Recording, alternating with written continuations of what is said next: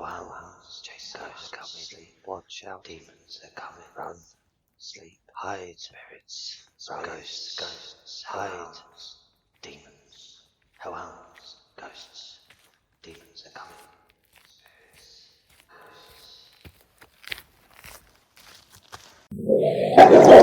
Hello, my little hellhounds. Welcome to Home of Scares.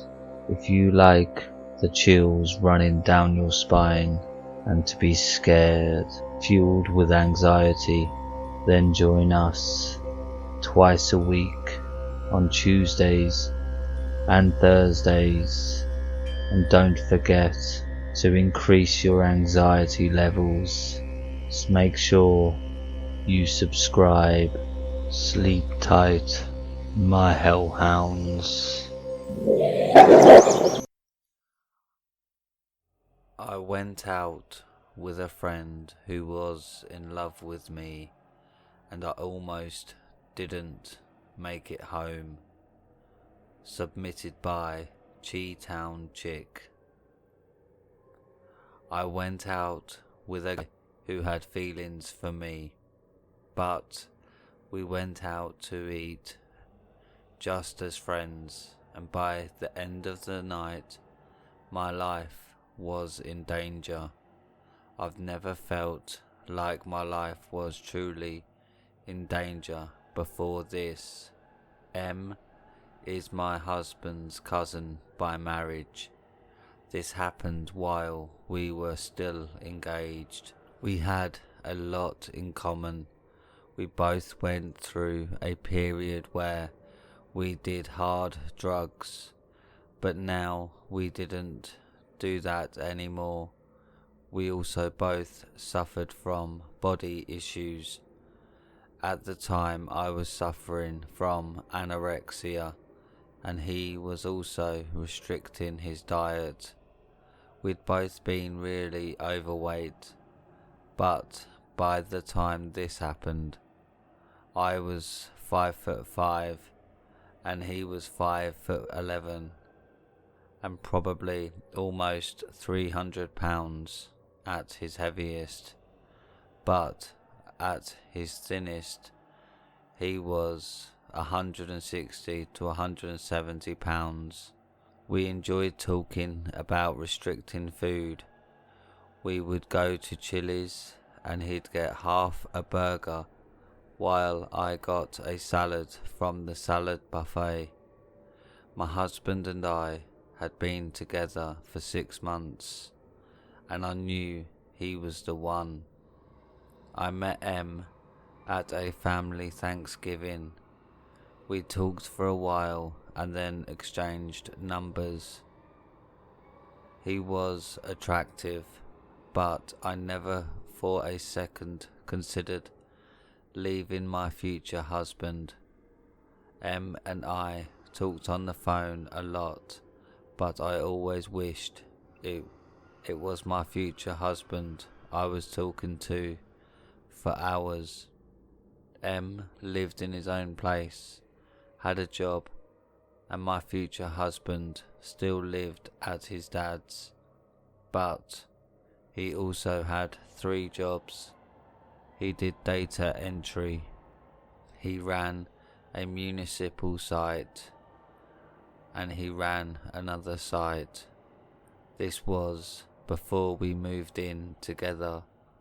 My husband is extremely intelligent and wanted to go to the best of the best technology school in the country, but ended up going to another extremely good computing and digital media college. M wasn't as intelligent as my husband, and he was ill-informed about politics.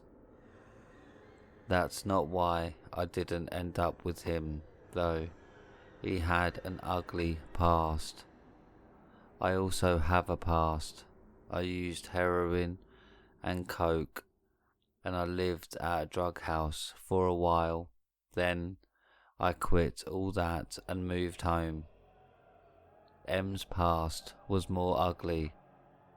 Before I say what it is, I need to say that I had family that died in Auschwitz and Bergen-Belsen, and my husband is culturally Jewish.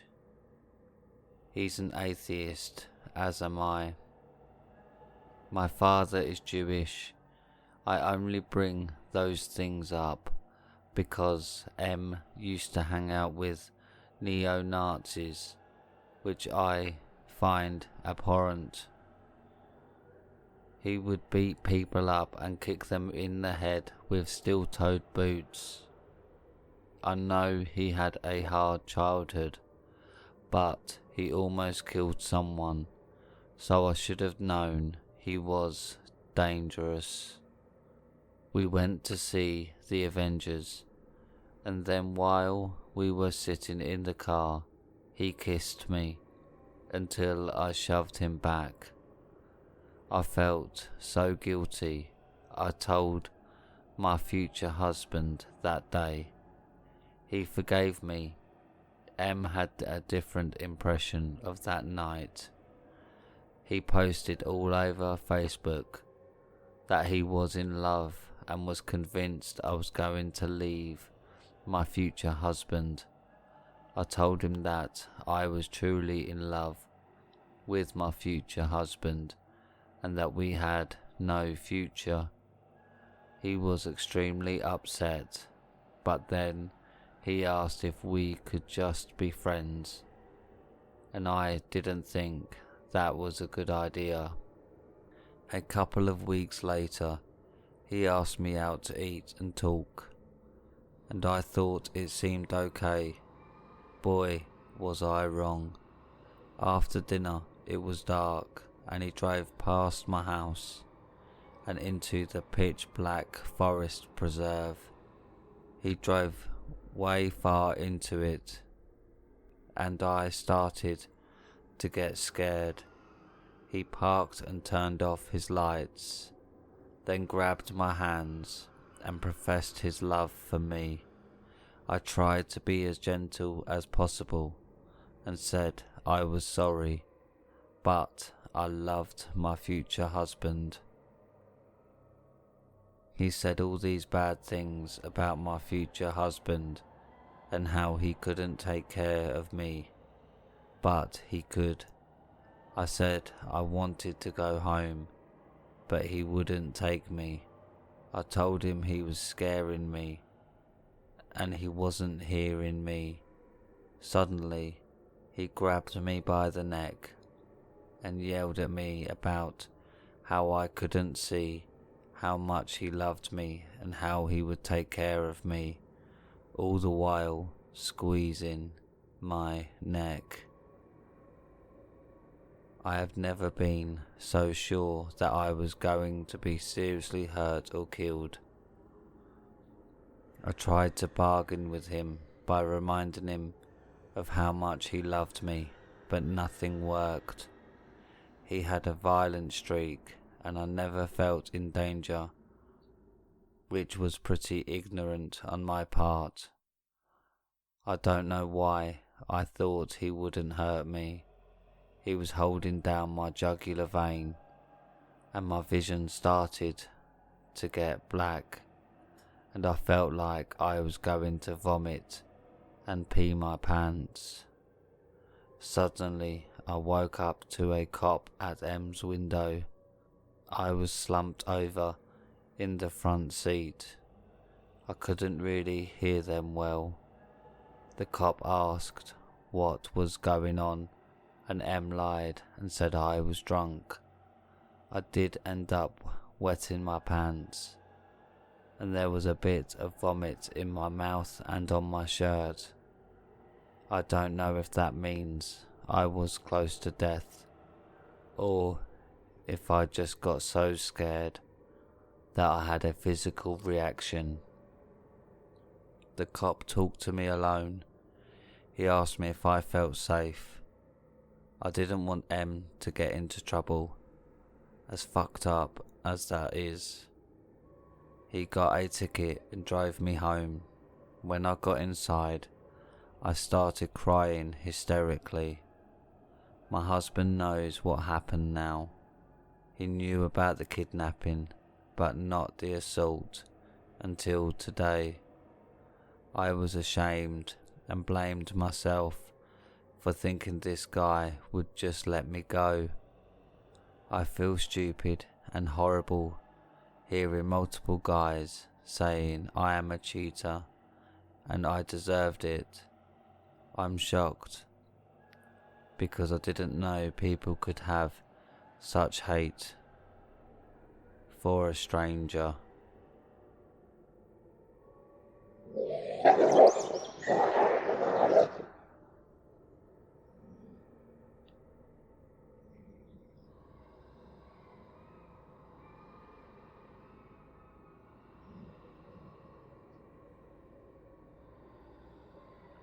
Can the Easter Bunny come in?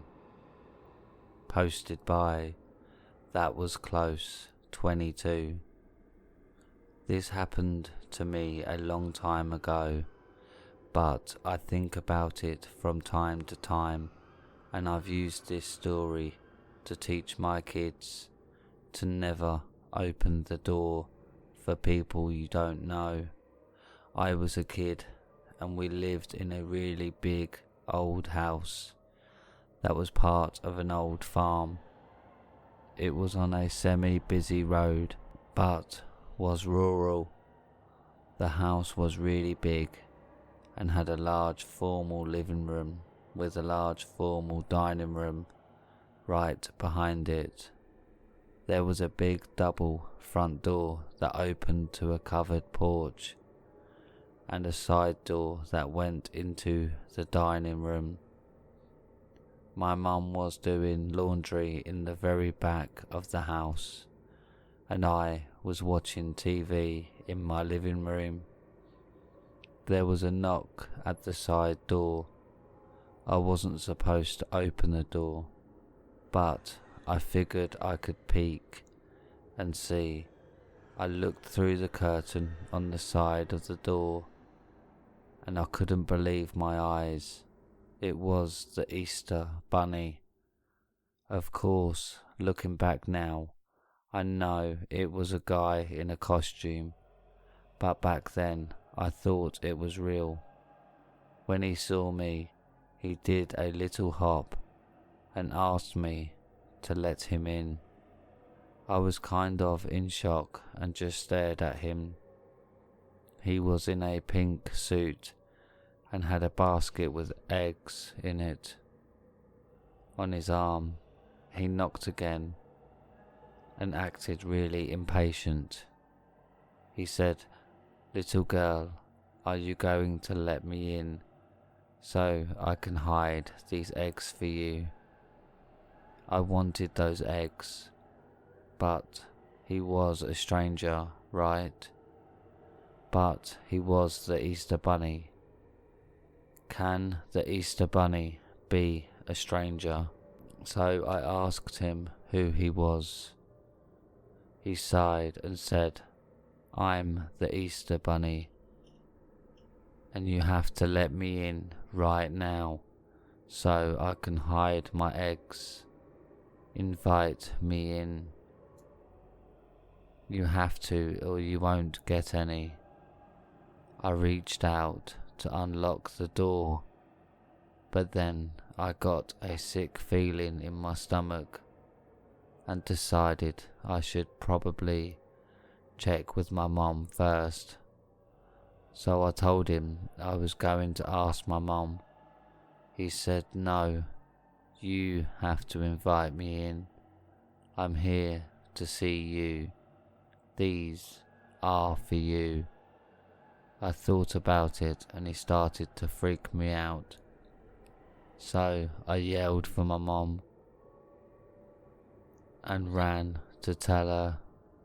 So I run back to the laundry room and tell my mum there's a big Easter Bunny at the front door and he wants to come in the house.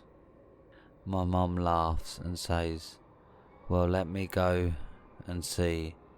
So she walks to the front door And of course the bunny is gone, like no trace of him. So my mom thinks I'm a big fat fibber and made me sit on the couch and think about being a liar.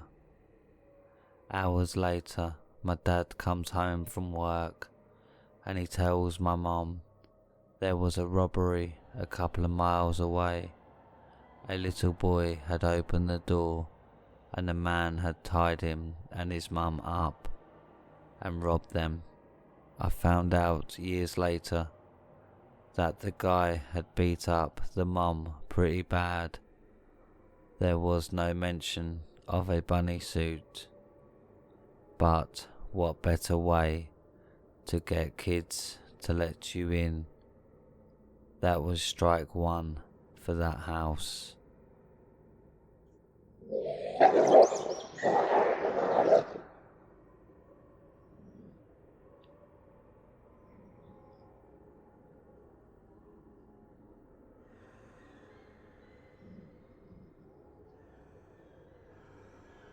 Approached by sketchy cars, posted by Pinniped. Last night, my friends and I were walking back from a park at around 3:30 a.m.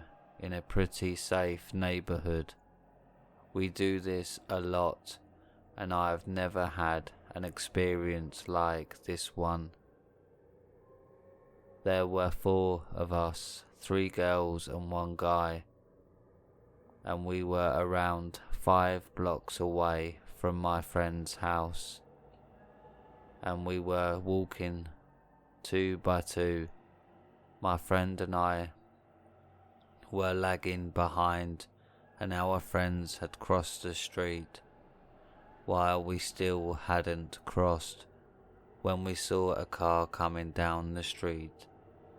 And since we were always wary of cars, we panicked a little and took a left down the street. The car turned down the street we were on and slowed to a stop. The window was down and I could see that they were smoking something. My friend and I walked very quickly back the way we came and got to our friends. We were freaked out, so we started walking faster. When the car backed out of the street, it started to go down and drove past us again. One of us pretended to talk on the phone loudly, saying that we were almost home and where we were to make it seem like we were aware. We may be 1 block away from her house when the car drove past us again, slowed down, and the driver was a man, and he asked us, "Are you guys okay?" Another sketchy car pulled up right next to the other car, even closer to the sidewalk that we were on, and I had a super bad feeling. I was thinking quickly and said, "This is our house right here. We're home," and had us all walk up to the closest house there was. I repeatedly rang the doorbell and knocked on the door discreetly while the cars slowly drove away. We were all really scared, and I was sure that we were about to get kidnapped. We ran into the house's driveway and all huddled in a corner, but I realized that if the people got out of their car and shone a light down, we would be very visible and very trapped. We waited for 10 minutes with 911 dialed but not called. We were not sure what to do when we heard talking, either from the street or inside the house. We decided that we could not stay where we were, so we ran the 1 block to my friend's house as fast as we could, and luckily the cars were gone. I was terrified the whole time and still can't believe that it happened. And I've heard so many stories of kidnappings and sex trafficking. My gut told me that we were in a really bad situation, but I don't know if we were actually in danger of being kidnapped or if we were overreacting.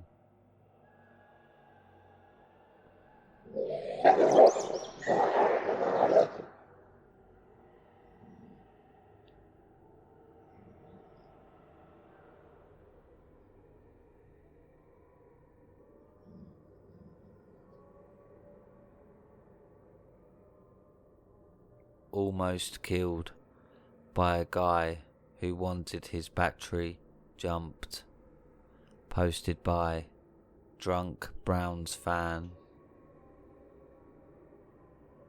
So, about 4 years ago, I had an unbelievably creepy encounter in the parking lot of a 24-hour Walmart.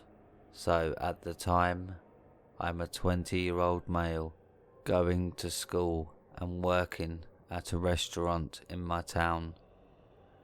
One of my best friends and I collect Hot Wheels. 24-hour Walmarts are gold mines for collectible Hot Wheels. At night, they have all the boxes for the inventory they need to unload just out in the open. So my buddy and I would go down there, open the boxes for them and put them on the shelves, which allowed us to sort through the boxes first, and we could find the rare cars. It was a win-win for the workers and for us, and we did it often, to the point when we knew the days they got their shipments. One day, him and I head down to Walmart on our usual trip. We get there, go through everything, and there wasn't much that day. I had 2 cars and he had 3. We go and check out and leave. Now, one thing about Hot Wheels is they're in these plastic boxes glued to cardboard back card. Basically, what this means is we never put the cars in bags when we left because they would get bent and that would severely affect their value. So here's me and my buddy walking out of Walmart at 1 a.m. with just a couple of Hot Wheels in our hands. As we walk to my car, a rundown mid-2000s Honda Accord. This guy walks straight up to us from literally out of nowhere. I cannot stress enough, this dude literally appeared out of thin air. We're like the only car in the parking lot. The guy looked normal, but gave off a super creepy vibe. I've known my friend for years, and we both looked at each other with those "something isn't right here" look in our eyes. The guy basically explains his minivan's battery died, needs a jump because he has to get home. Gives us this whole story. I have to get my daughter to school tomorrow, blah blah blah. The weird part about it is his minivan was all the way in the back of the parking lot in a pitch black area with the side door wide open. I immediately say, "Hey, sorry man, but I don't have jumper cables, so I can't help." He then explains to us that it isn't an issue, he's got the cables. My buddy gets agitated at this point and kind of snaps at the guy, telling him, "Look man, we're tired, we just got off work, leave us alone. Sorry, but we can't help." The guy gets irate and screams at us, "You guys have to help me. Stop being inconsiderate." Calling us all these names. It was honestly crazy. So in my wisdom I say, "Hey man, no problem, how bad? I'll give you a jump. I'll drive over to you." I hop in my car and I just start driving away. Not like speeding out of the parking lot, just driving normal. That's when I look out of the rearview mirror and I see this man full-blown sprinting to his van. I kind of paused for a second to see what he would do, and he closes his side door, hops in the driver's seat and turns on the car and starts driving. So now I'm like, alright, goodbye. I'm out of here. I fly out of this parking lot to get on the main road. The minivan speeds out of the parking lot and looked like it was trying to follow us. But if I'm honest, I wasn't going anywhere close to the speed limit. I mean, I was flying down the road.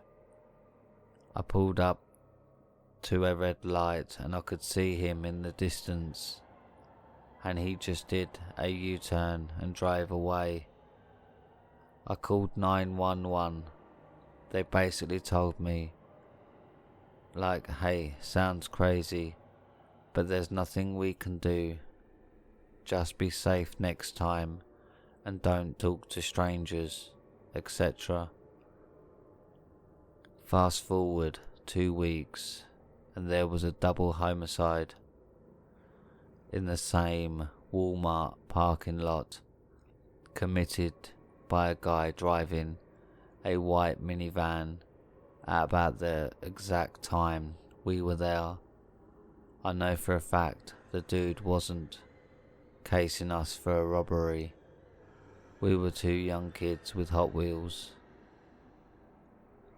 in our hands, not exactly prime targets for a robbery. I'm positive that it was the same guy, and I'm pretty sure we were his first targets. We just got away. They never caught the guy, and I don't really go to that Walmart anymore unless I really need something and it's the only place open. It's also the same reason I carry a firearm on me at all times now. I know that was long, but it's definitely the creepiest encounter I've ever had, and I think frequently about how it could have played out differently for me.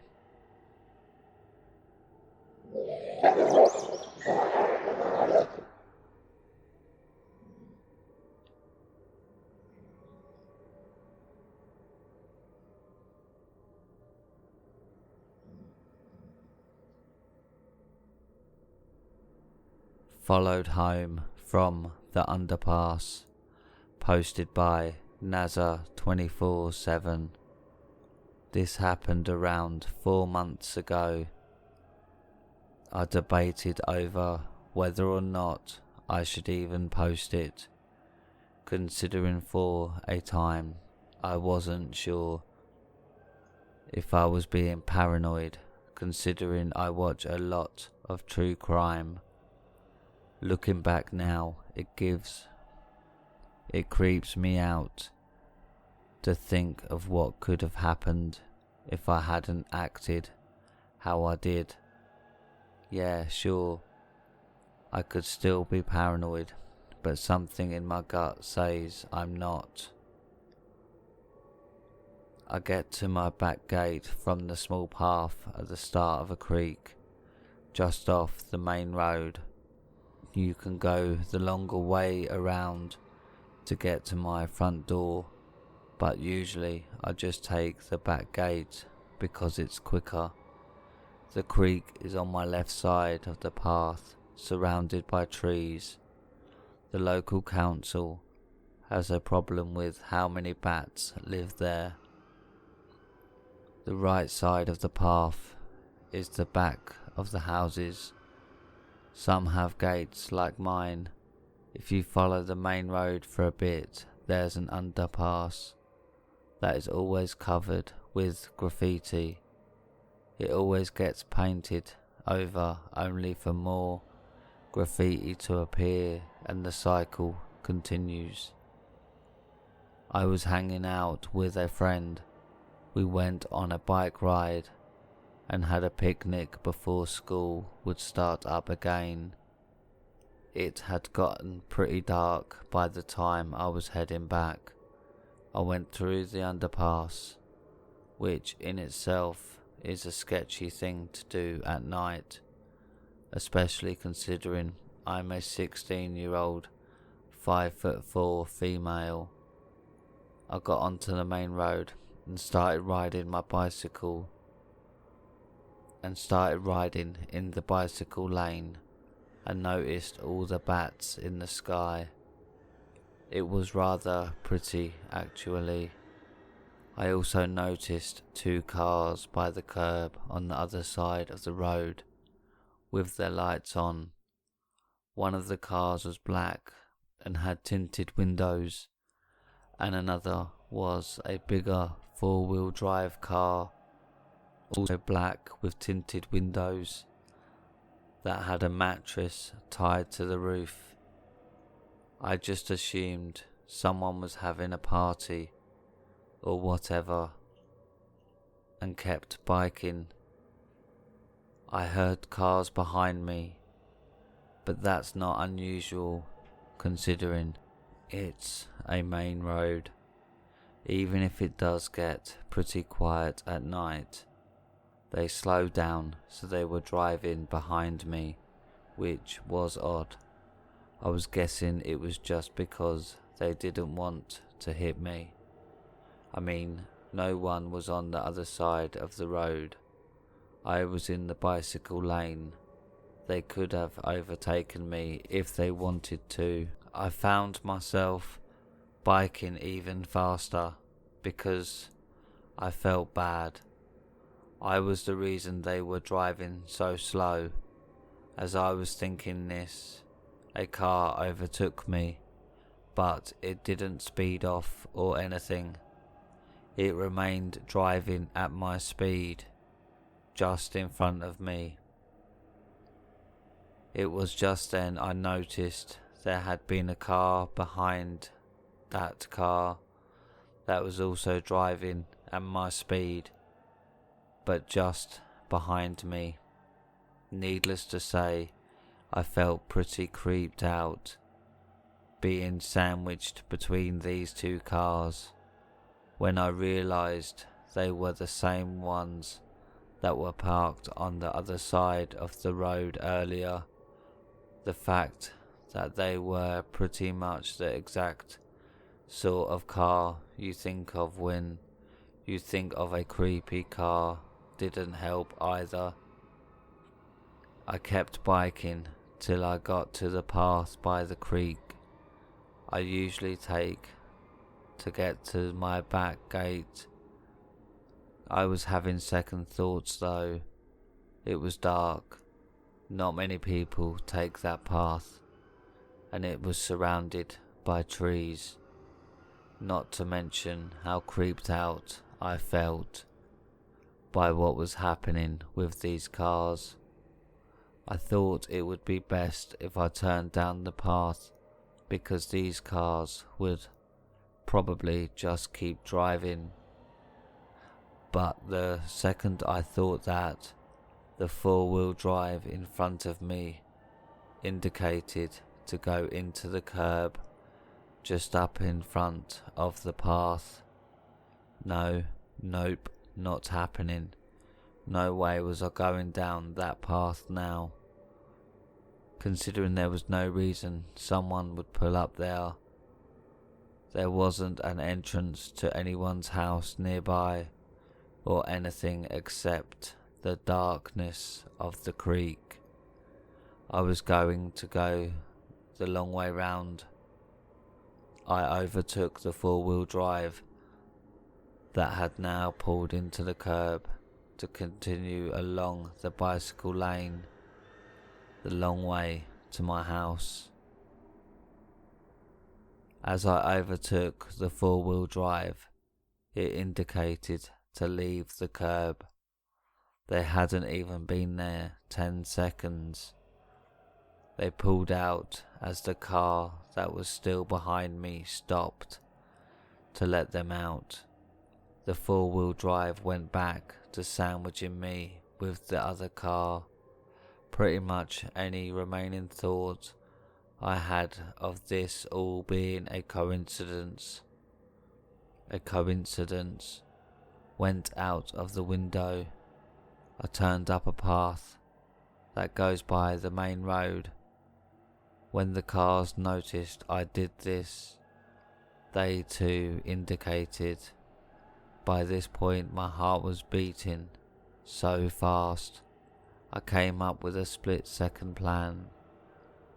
I needed to turn left at the T intersection to get to my house, but I didn't want to risk these cars knowing where I lived. So I continued going straight, pretending I wasn't going to turn. They continued also. When it was no longer possible for them to take a left, I did a quick turn and sped down my street. I heard both cars speed off as well, and I didn't think I've ever biked faster in my life. I flung open the front gate, and as I closed it behind me and my bike, I heard speeding cars approaching my street from the left. I panicked and ducked down, peering through the gap in my fence. I had a sinking feeling. I knew what cars would come past.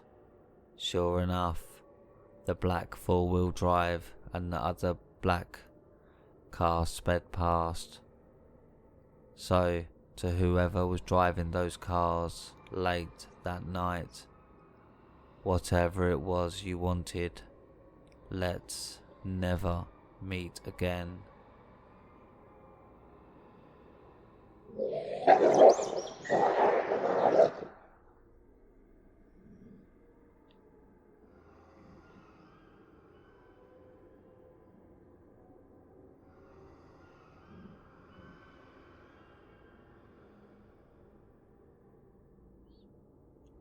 The 10-year-old psychopath, posted by Janebaddall. There is only one person I've met in my life that I'm absolutely positive was a psychopath, and it was a 10-year-old little girl. The summer after I graduated college, I was living in a house in Berkeley with a few PhD students. It wasn't the best neighborhood, but it wasn't the worst either. There were a few families living in the neighborhood, including the people in the house next to us. It seemed like a reasonably nice 2-story house, but on several occasions there were police cars and or ambulances outside of the house. We never really questioned why, as police cars weren't a rare sight in the area, and we had only ever seen a young girl and her mum at the house. so there was nothing overtly abnormal or concerning. One afternoon, my roommates and I had just finished smoking a joint in the backyard when we hear a knock at the door. I opened it, and it's the mother from next door. I was a bit taken aback, and even more so when she says, "Hi, I wanted to ask you guys something. I really don't want to have to call the police." At this point I'm thinking she must have seen or smelled us smoking weed. And while it was Berkeley, it technically hadn't been legalized yet. So I'm thinking we need to apologize and talk our way out of trouble. But then I notice this woman is visibly shaking, and she was clearly terrified. She said, "I just don't know what to do. I'm having a situation with my daughter, and I really just need another adult to be there." My roommate Sean and I immediately agreed to go with her while my other roommates look on, incredibly confused by whatever the hell is going on. The mother is asking some stone students to be adults. She must be truly desperate for help. Sean and I walk over there with her, and she explains that her daughter has some issues which are currently manifesting as her standing on the roof of their house and threatening to drop her mum's work computer off the edge or jump herself. Wow, shit just got super real. Sure enough, we walked up the driveway to the house, and there is this kid standing on the roof of their 2-story house, dangling a MacBook Pro over the side. She's saying in this disturbing sing-songy voice, "Look, mummy, no hands, mummy, no hands." Sean and I immediately make eye contact. We are both creeped the fuck out. This is not a normal kid. The way she is speaking reminds me of the twins from The Shining. She is not crying and doesn't seem remotely distressed. On the contrary, it appears she is enjoying this torment of her mother, like it's some kind of sick game to her. The mum starts explaining to us that her daughter has had issues like this for many years. She has a psychiatrist and a therapist, and the mother has called both.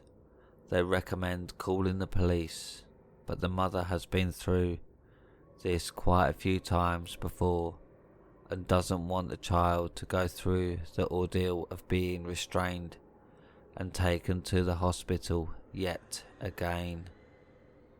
She is frightened and exhausted and doesn't know what to do. So I just start talking to the kid. I tell her about how I used to love climbing on the roof of my house, and now I'm into rock climbing, and I bet she would love that too. Besides, it's much safer than climbing around the edge of a roof if you make sure to use the proper gear and safety precautions. And the fact that she's so unsafe right now is really scaring her mum.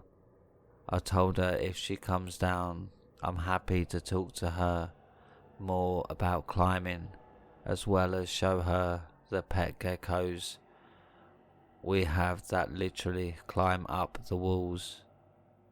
I'm just pulling things out of my ass at this point. I have no idea what to say or how to mediate a situation like this. I am just trying to diffuse the tension and get her to come down. She is flat out ignoring me at first, continuing to taunt her mother, but eventually she seems to get bored or irritated with my attempts to engage her. She turns around and climbs back towards the window where she got out onto the roof. She runs down the stairs and out to meet us, then says in the same weirdly singy-songy fake "come play with us Danny" voice, "I dropped your computer on the roof and now it's broken. I'm sorry, Mummy. Do you forgive me?" There was zero remorse whatsoever in her voice. It sounded so disturbing and manipulative. I was blown away that it was coming from a 10-year-old girl and not some demon child from a horror movie. The mother is still shaking and she looks overwhelmed, so I offer to go up and get her computer from the roof. She agrees and escorts me through the house up the stairs with her daughter trailing behind. It appears to be a perfectly normal, well-maintained middle-class home. The girl is clearly irritated with me spoiling her game and repeatedly orders me to leave. I ignore her, climb out of the window onto the roof, and the laptop is sitting by a gutter, seemingly unscathed. I climb back through and hand it to the mother. At this point the girl realised her bluff was called and skipped off to her room. Mom proceeds to explain to me that this whole thing was triggered by her changing the password to her laptop after the girl logged into it, stole her mother's credit card and ordered over $2,000 worth of stuff. This girl is freaking 10 years old. She has been pulling shit like this her entire life, and no one understands why. They had to move the girl's younger siblings into a separate apartment with her father. They were afraid she would hurt him. The mum is crying at this point, saying they really tried their best to get her the help she needs, and they are just at their wits' end. I did my best to reassure her, gave her my phone number, and told her to contact me if she needs help in the future. Sean and I noped the fuck out of there after that and went back to our house. She never contacted me, and we moved out a few months later.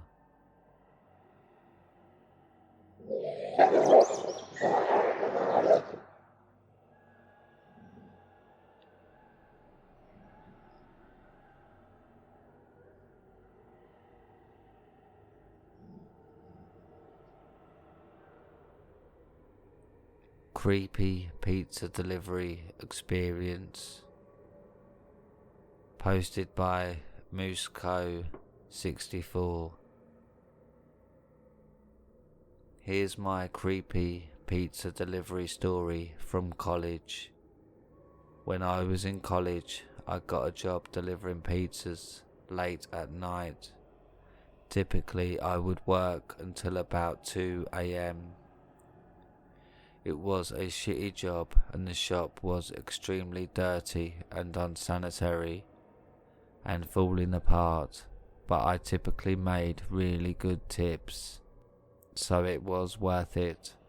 I was 19 at the time, female, and it's summertime in CO, so even at night it's still fairly warm.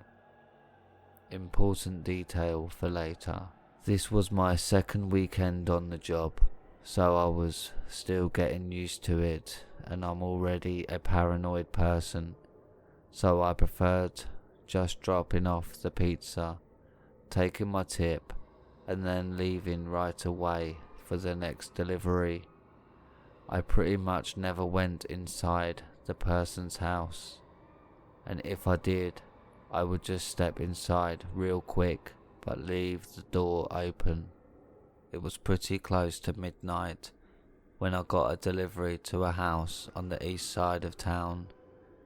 It was supposed to be my last delivery of the night. I pulled up to the house and it looked pretty normal from the outside. The street was really dark, but I didn't feel uncomfortable. I walked up to the door and knocked. This big, shirtless old dude with a beer belly answers the door and tells me to come inside. I got weird vibes from him right off the bat.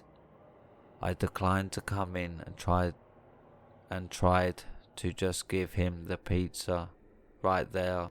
But then he goes, "Come inside, it's freezing out and we don't want the cold air coming in." This didn't make sense to me as it was summer. So stupidly I get nervous and take one step inside his house. Not going all the way in though. Then he goes, "No, come all the way in, it's cold out." I should have left at this point, but I was freaking out, not thinking straight. So I went in and he closed both the screen door and the main door behind me. I'm trying to calm myself down, telling myself I'm overreacting. He then yells to his wife that the pizza's here. I can see her in the kitchen cooking, which seemed weird, that she ordered pizza but was also cooking. I don't know. I looked around the living room and it's filled to the brim with stuffed animals, completely covering the couches, tables, windowsills, everything. It gave me a really weird vibe. Then his wife comes into the living room holding something outstretched in her hand. She walks up to me and I see that it's some kind of bread cake. She goes, "Eat this, it's banana bread, and don't worry, it's not poisonous." What the fuck? I try to politely decline, lying and saying I'm on a diet. She just stares at me, still with her hand outstretched, waiting for me to take the bread.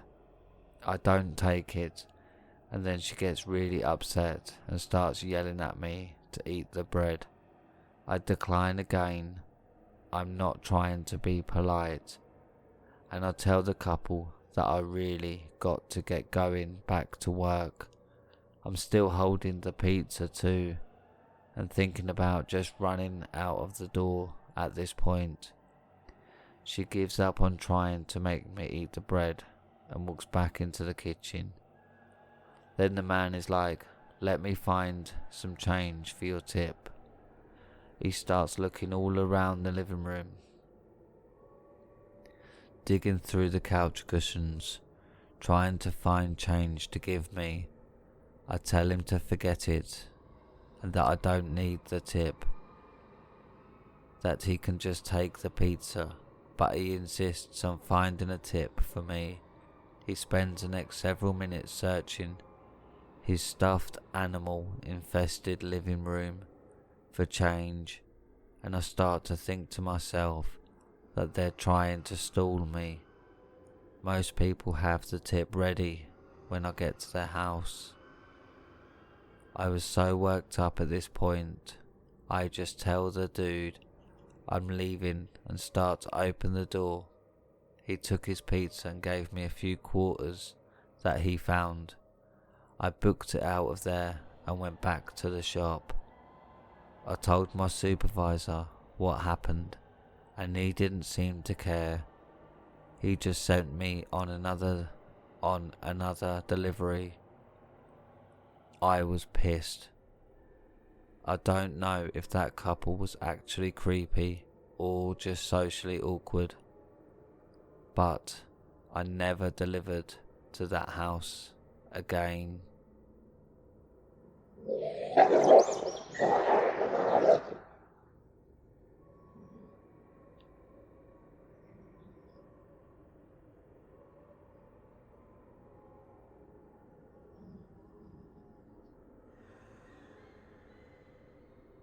creepy person dancing outside my door. Posted by hugechocolatechip. Okay, so this just happened. I live in an apartment building with my boyfriend and my dog. The way that our building is set up is like a hotel, kind of. You have to walk inside to get to your apartment, and there are doors at the end of the hallways with little windows on them leading to the staircase.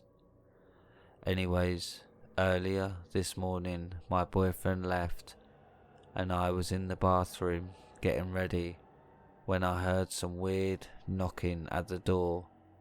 It was like 10 or so knocks on various spots of the door, if that makes sense. I kinda just raised an eyebrow and thought my boyfriend got back and was messing with me. But I checked the peephole and there was no one. My boyfriend gets back later and I tell him about it. He says it might have been his package, but it was weird that they didn't just leave it. So my boyfriend left for work about 30 minutes ago and I hear the same weird knocking about 5 minutes after he leaves. I'm like, what the heck? And I go to check the peephole and there's still no one. I make sure my door is locked and walk away, but my dog starts barking and he doesn't do that very often, so I'm starting to get creeped out. It's quiet in my apartment and I start hearing some banging coming from outside the hallway door. My apartment is at the very end. I go back to the peephole and stare at the door. I can see a person right up against the window on the other side. I can't make out anything about them because the window is small, but I can see that they were wearing black. I watch them and they start to make weird moaning noises. Also, it sounds as if they are snapping their fingers.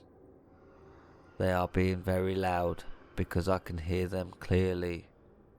I'm still watching them and I assume it is an older man due to the moaning. So he stays right next to the window and he starts to move like he's dancing. I still can't see his face, but the figure sways around and bounces up and down. What the hell? This continued for at least 10 minutes, and I eventually walked away from the peephole and just watched the door. I'm texting my boyfriend and he wants me to call the cops, but I'm very scared to talk and make noise. About 10-ish minutes ago, I heard a bang, walked over to the peephole again, and he was gone. I'm hoping that this is just some guy on drugs and not a serial killer trying to lure me out of my apartment.